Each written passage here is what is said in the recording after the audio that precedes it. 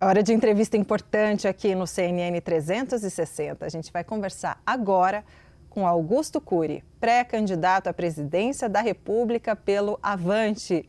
Seja muito bem-vindo, Augusto Cury. Um prazer poder te entrevistar novamente, né? Já conversamos em outras oportunidades. Muita gente te conhece, aliás, o senhor é conhecido não só no Brasil, mas em vários lugares do mundo, onde seus livros, que são best-sellers, são editados, né, são publicados. Eu gostaria de entender por que o escritor Augusto Cury quer ser presidente da República e, sob o aspecto seguinte, o senhor colocaria em prática de que maneira a sua lógica, né, a ideia que o senhor costuma transmitir nos seus livros, especialmente em relação à saúde mental. E eu quero agradecer aqui também a presença de Juliana Lopes, Pedro Venceslau e Matheus Teixeira, que me ajudam nessa entrevista. Boa tarde, Augusto. Boa tarde, Débora. Que honra ser entrevistado novamente por você. Você é uma mente brilhante. Bom, por que alguém como eu, que não ama o poder, está nessa jornada pouco generosa, onde muitos são especialistas em desconstruir imagens a uma competição predatória? Bom, porque eu quero ser a voz contra o radicalismo, contra essa polarização insana, onde se disputa ego, se disputa ideologias, mas não se fala de projetos. Eu quero que as minhas filhas, os meus netos e dezenas de milhões de crianças e adolescentes, nós temos mais de 50 milhões, possam ter um lugar ao sol. No Brasil que se desenvolve muito mais, no Brasil com mais generosidade, com mais oportunidade para realizar os seus sonhos, onde a educação forma pensadores e não repetidores de informação. E a saúde mental está muito ligada ao processo educacional. Por exemplo, quanto pior a qualidade da educação, mais importante é o papel da psiquiatria e da psicologia. Se tivermos uma educação que forma pensadores e que desenvolve habilidades socioemocionais, como pensar antes de reagir, trabalhar perdas e frustrações, gerenciar o estresse, a empatia ou capacidade de se colocar no lugar dos outros, certamente temos uma plateia ou uma pleiade de jovens e universitários muito mais saudáveis e que possam participar do desenvolvimento do país. Então é isso que me motiva, Débora. Augusto, agora a gente chama Pedro Venceslau, então, aí contigo no estúdio, para participar, para fazer sua pergunta. Pedro. Seja bem-vindo, Augusto. Boa tarde. Gostaria de saber em quem o senhor votou para presidente da República em 2022 e, na sua avaliação, qual foi o legado deixado por Jair Bolsonaro. Bom, Pedro, para que você não estresse um psiquiatra, eu quero dizer o seguinte: eu não gostaria de comentar em quem eu votei em 2022, porque o voto é tão solene, tão secreto, que para não participar dessa polarização e radicalização, eu gostaria de não responder essa pergunta, se você não se importa. A segunda parte, por favor. O que o senhor achou da gestão Jair Bolsonaro? Que legado ele deixou? Bom, as pessoas que votaram em Jair Bolsonaro não votaram pelos seus defeitos, votaram pelas suas qualidades. Ele queria um Estado enxuto, do qual eu participo. Eu acho que o Estado tem que ser enxuto. Ele valorizava a liberdade de expressão, embora tivesse alguns embates com a imprensa. A liberdade de expressão, para mim, é o oxigênio da democracia. E ele valorizava a família. Para mim, a família é importantíssima. Eu estou casado há 43 anos, tenho 3 filhas, tenho 7 netos.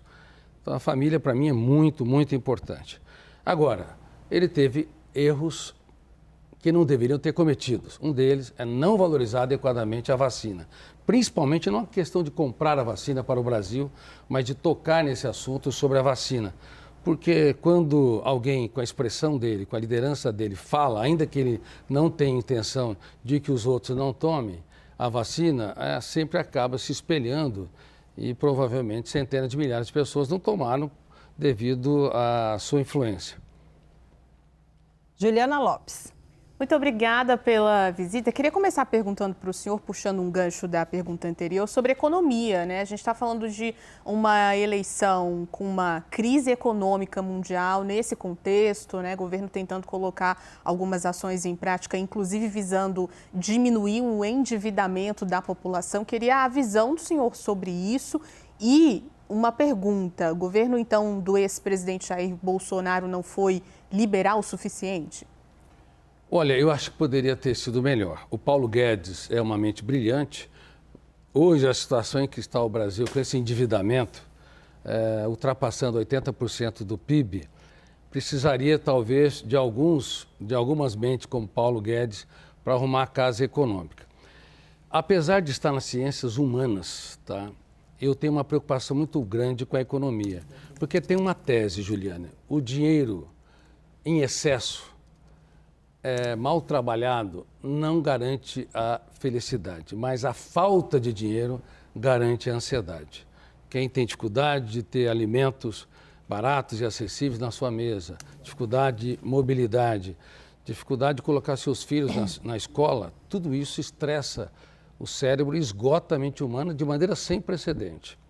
Bom, o que deveria ter sido feito, que eu acho que tem que ser feito? Nós deveríamos ter uma secretaria executiva de captação de recursos lá de fora, porque sobra literalmente trilhões de dólares. Veja bem, os Estados Unidos, desde a pandemia até agora, emitiu mais de 40% da sua dívida.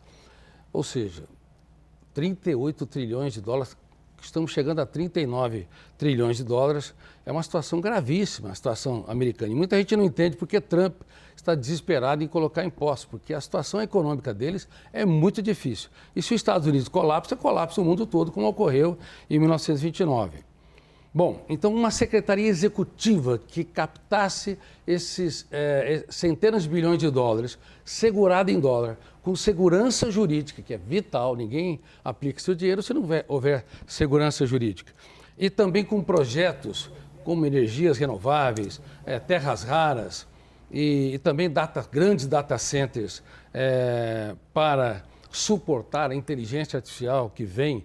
E hoje nós sabemos que se a inteligência artificial tivesse na plenitude, provavelmente a energia que nós produzimos hoje na Terra não daria conta. Então o Brasil pode ter uma grande oportunidade de hospedar esses grandes data centers, até porque nós temos a possibilidade de ser o país com maior energia renovável do mundo. Já somos, porque nós temos a matriz de energia elétrica e temos também a matriz de energia eólica e também energia solar. Mas podemos expandir demais isso.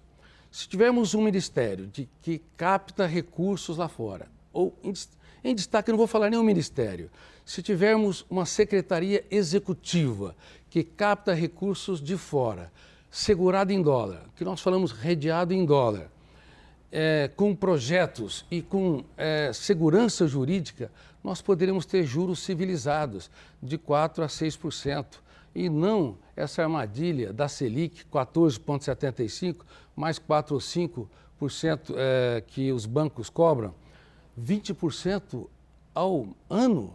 Eu conversei com vários agricultores recentemente, em conferências que eu dei, eles quase que foram às lágrimas, dizendo que o custeio da produção está em 20% e a atividade não dá 6% a 7% de lucratividade. Mas quando o senhor fala numa secretaria externa, seria uma secretaria fora do Brasil, sediada em outro país, ou uma secretaria aqui que tratasse? Provavelmente uma secretaria dentro do Ministério das Relações Exteriores. Nós precisaríamos abraçar o Ministério das Relações Exteriores.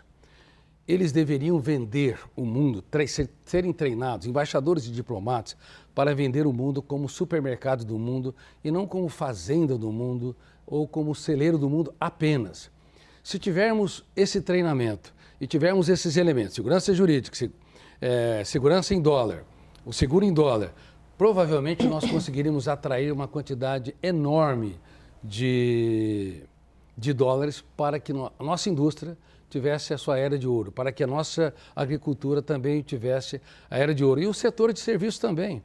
Reitero, não é possível submetermos a uma taxa Selic alta com spread ou com uma quantidade de juros um pouco maior para que os tomadores tomem e dinheiro emprestado e não consiga sobreviver na sua atividade. Veja bem, tem cerca de 78% das famílias que estão endividadas. É um número absurdo no Brasil. E 50%, segundo alguns dados, estão hiperendividadas. Elas não conseguem financiar-se minimamente para ter os direitos garantidos daquilo que está na Constituição. Alimentação, educação, saúde e assim por diante.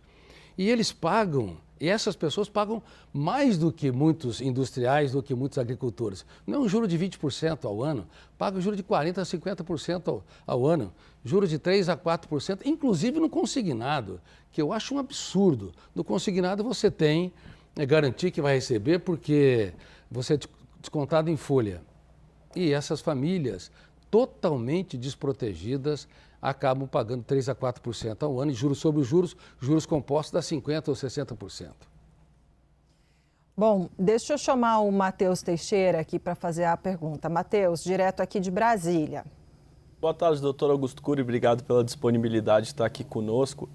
Todas as últimas pesquisas apontam o tema da segurança pública como a grande aflição da população brasileira. Gostaria de ouvir do senhor como o senhor acredita que dá para resolver esse problema grande aí, a gente vê os índices de criminalidade muito altos no país. Se o senhor concorda, por exemplo, com a operação que houve no Rio de Janeiro em outubro do ano passado, que acabou com 122 mortos, como o senhor acha que dá para resolver esse problema? Qual é o programa do senhor para essa área? Obrigado, Matheus. A segurança pública é muito caro para mim porque sem segurança a emoção se torna insegura. Aí você sofre pelo futuro, você remoe mágoas, perdas e frustrações e você aumenta os níveis de expectativas em relação ao que você vai sonhar, conquistar ou viver. Então, sem segurança, o ser humano ele desenvolve altos níveis de ansiedade. O Brasil é campeão mundial de ansiedade e a falta de segurança pública é um dos fatores importantes. Na minha opinião clara, nós deveríamos ter uma segurança que pudesse contemplar cada cidade. Cada cidade, por exemplo, tem cerca de 10% da população adulta como funcionário público. Por que não ter 5% desses colaboradores formar uma polícia de elite municipal, que eu chamo de foco, né? Força de combate, em destaque preventiva, chega antes do crime, para proteger a população, já que lá eles conhecem os bairros, conhecem as pessoas, conhecem os ambientes. Então, nós temos uma Polícia Federal notável, que eu já tive a oportunidade de treiná-las, menos de 15 mil membros na corporação, que é uma das melhores polícias federais do mundo. Temos as polícias militares e a Polícia Civil. Mas eu acho que a elite da Polícia Federal e da Polícia Militar deveria treinar uma polícia local, porque você não precisa aumentar o número de colaboradores. Ou você desloca, ou aqueles que vão sendo aposentados, você substitui. Eu vou te dar um exemplo aqui. Eu tive um caso muito interessante e até grave. Atendi há mais ou menos uns 5 a 6 meses um acidente. Fui o primeiro a chegar. A pessoa estava sobre os escombros, estava com hemorragia. E eu liguei no 190. E no 190 não era em Ribeirão Preto, era em outra cidade, em Bauru. Eu tive que dar vários dados, porque a polícia não conhecia aquele local que era super bem conhecido. E eu falei, ele está morrendo, está com hemorragia.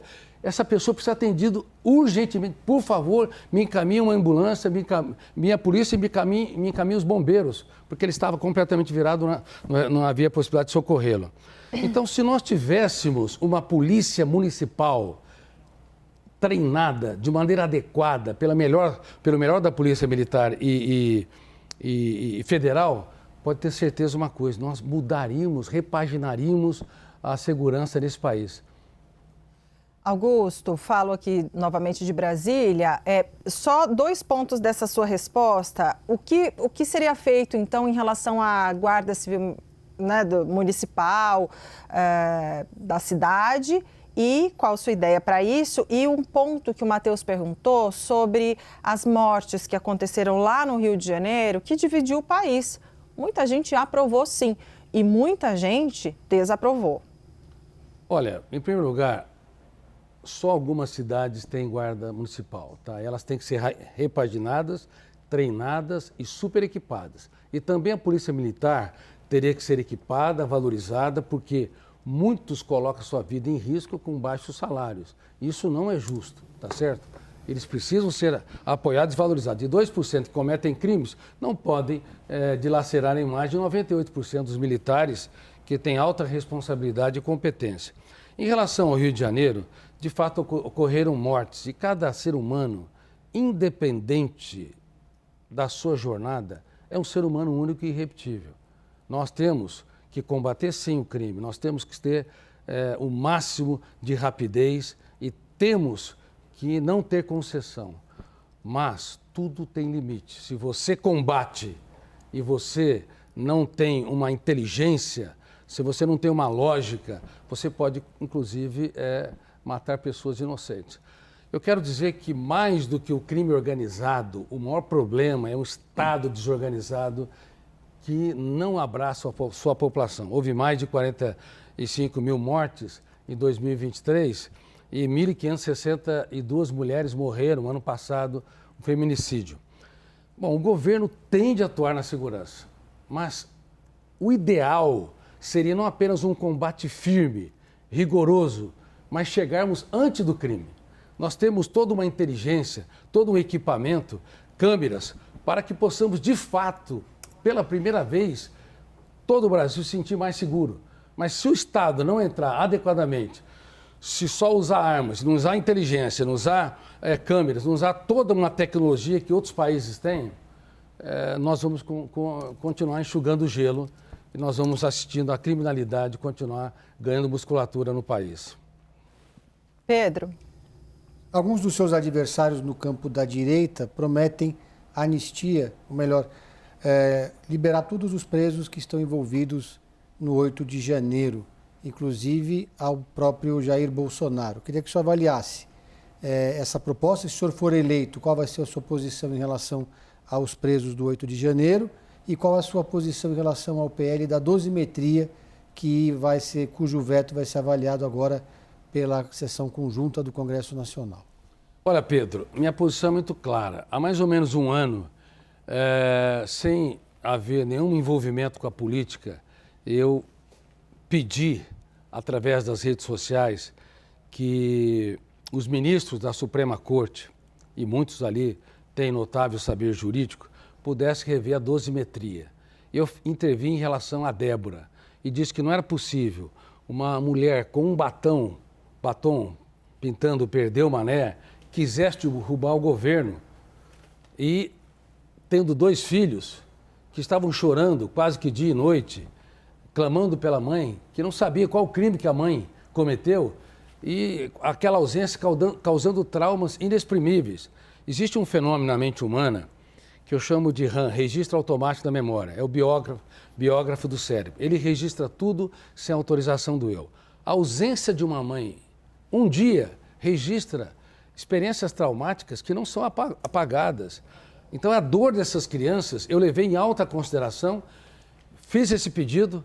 No outro dia, o Dr. Moraes pediu para o Gonê para que ele pudesse libertá-la e ela se libertou, tá? Ela foi para casa e foi com tornozeleira e a partir daí eu comecei a ajudá-la sem comentar com ninguém e eu falei uma coisa para ela: olha, você, Débora, pode ter todos os motivos do mundo de se achar a mulher mais injusta, mas para que você transforme o caos em oportunidade, os dias mais tristes nos capítulos mais importantes, não se posiciona como vitimista. Até brinquei com ela: faça do limão uma limonada. Se você usou um batom, por que você não monta uma linha de batom e sobreviva? E a Débora, ela deu risada, ela agradeceu muito. E eu pude ajudar o marido dela também. E eu vi a dor dessa mulher. Você não imagina o que ela passou. Mas o senhor daria o perdão presidencial a Jair Bolsonaro? Eu daria para quase todos que estão ali. Eu não sei se daria para todos.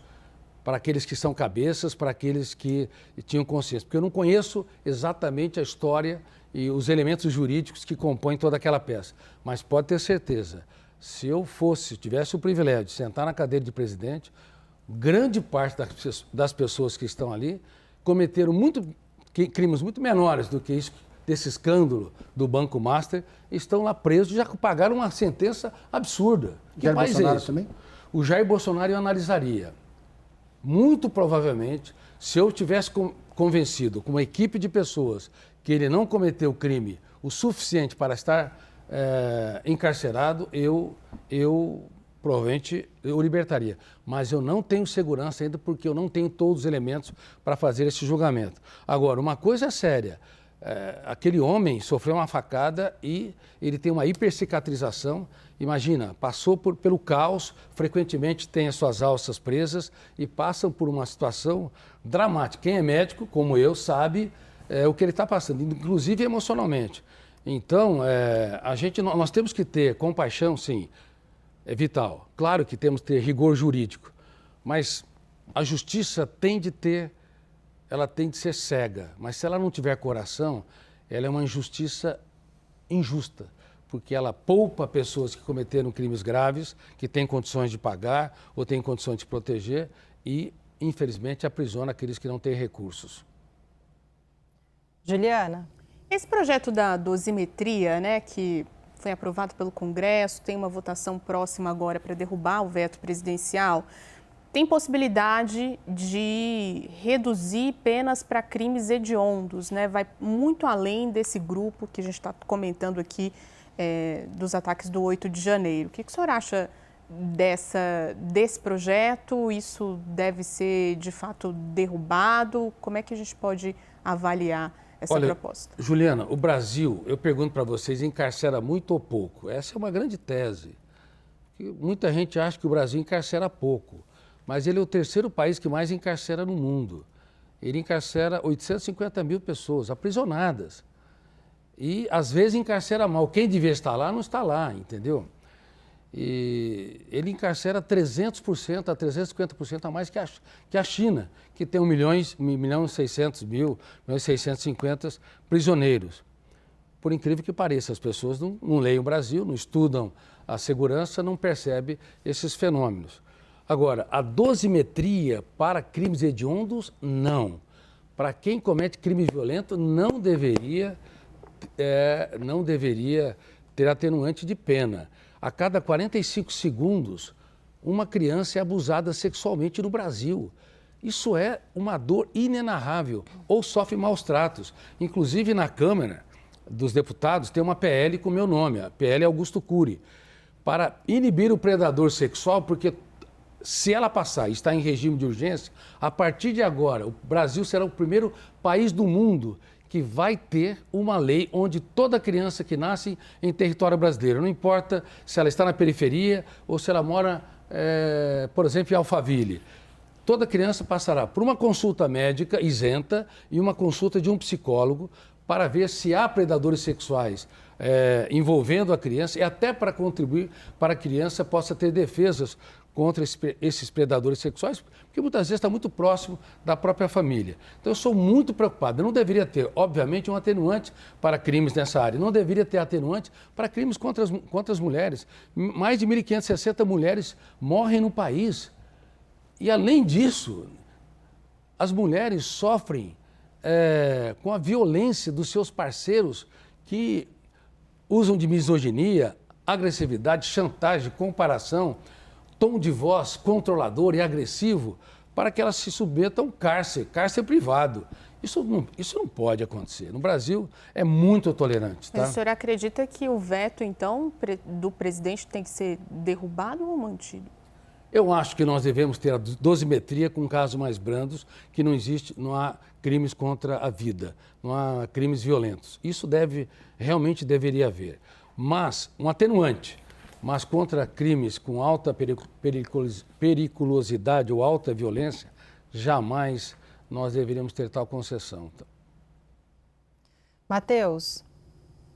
Eu queria trazer o assunto um pouco para o Supremo Tribunal Federal. Primeiro, saber do senhor o que o senhor acha em relação aos ministros mencionados no caso do Banco Master, o que o senhor acha que deve ser feito em relação a eles, ou se, na verdade, ali nada deve ser feito e não há nenhuma irregularidade. E segundo, se o senhor defende mandato, idade mínima, qual o formato de Supremo Tribunal Federal, se o senhor defende algum tipo de reforma ou se acha que deve continuar como está. Matheus, minha posição é clara. É clara. Tem de ser o fim da vitaliciedade. Não tem de ter ministro com mandato ad eterno. Ministros com 8 anos, no máximo 10 anos. E 2/3 deveria ser da carreira da magistratura. 2 ou 3 do Ministério Público. Um advogado. E quem os escolhe? Não mais o presidente. Quem os escolhe são as suas próprias classes. No caso do Ministério Público, a classe dos promotores. No caso dos juízes, deveria ser a AJUF, Associação de Juízes Federais, ou a AMB, Associação dos Magistrados do Brasil, que eu já tive a oportunidade de várias vezes dar treinamento gratuitamente, e no caso do advogado, a OAB.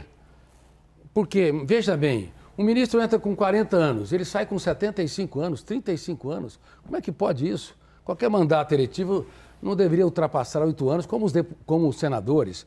E eu até defendo, em um plebiscito, se a população não deveria eleger, de acordo com qualificações técnicas, ter mestrado, doutorado, livros jurídicos, livros que revelam notável saber jurídico. E, na minha opinião, sou claro também, deveria ser o fim da espetacularidade do voto.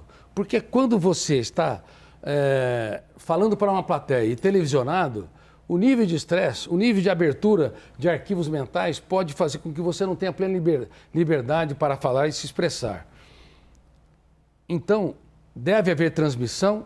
Sim, mas não transmissão ao vivo. As partes depois têm acesso a essa transmissão para poder continuar suas peças jurídicas.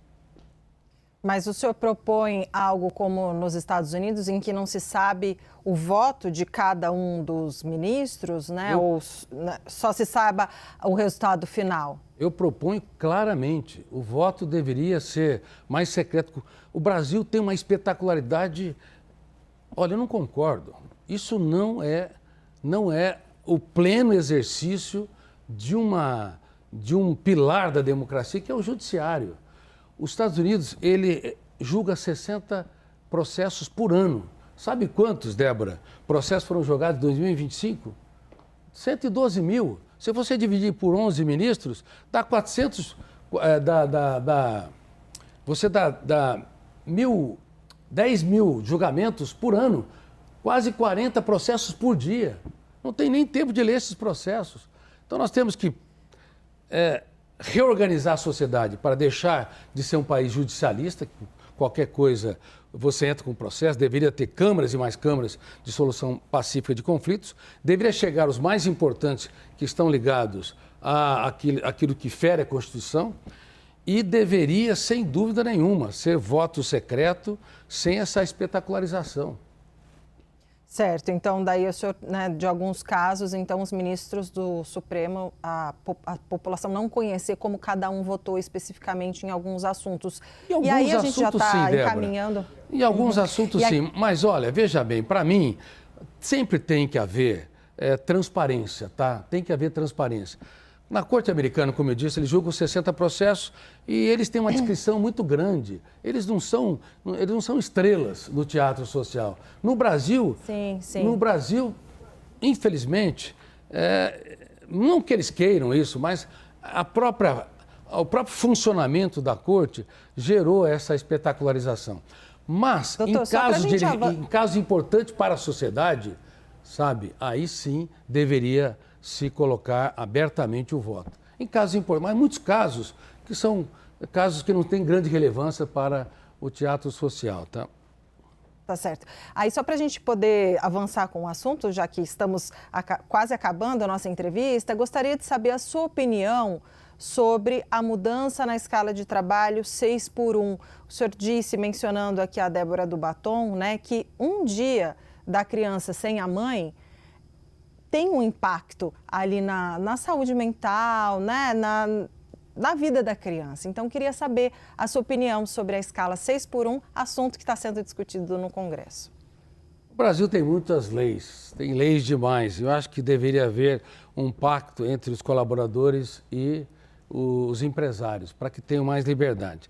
Mas já que há leis, e que há leis para tudo, e há até excesso de leis, a escala 6x1 atende à necessidade de dos empresários, porque está faltando mão de obra. Mas a escala 5x2 atende a necessidade dos colaboradores, porque tem que ter tempo para os seus filhos, tem que se relacionar, porque hoje em dia, crianças e adolescentes e pais estão intoxicados digitalmente. E o digital pode dar uma dependência nos níveis da cocaína. Se as pessoas não tiverem tempo, e tempo com qualidade com seus filhos, você não tem a formação da personalidade adequada. Se não tem a formação da personalidade adequada, você não tem a formação de líderes, você não tem famílias saudáveis, uma sociedade saudável. Então, Débora, nós temos que ver muito bem.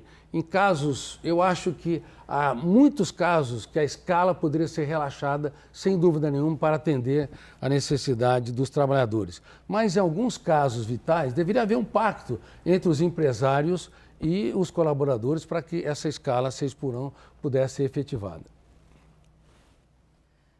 Tá certo. Olha, quero agradecer imensamente. Nós conversamos com o doutor Augusto Cury, pré-candidato à presidência da República pelo Avante. Muito obrigada, Augusto, por falar aqui com a CNN Brasil. Muito obrigado, eu agradeço muito. Vocês são muito gentis. Eu espero, reitero, que eu seja a voz contra o radicalismo. Minha vida virou de cabeça para baixo, depois que eu me coloquei como pré-candidato. Mas é um caso de amor com a sociedade brasileira. Muito obrigado por vocês me entrevistarem. Quero agradecer também Juliana Lopes, Pedro Venceslau e Matheus Teixeira, que participaram dessa entrevista. Obrigada, até a próxima.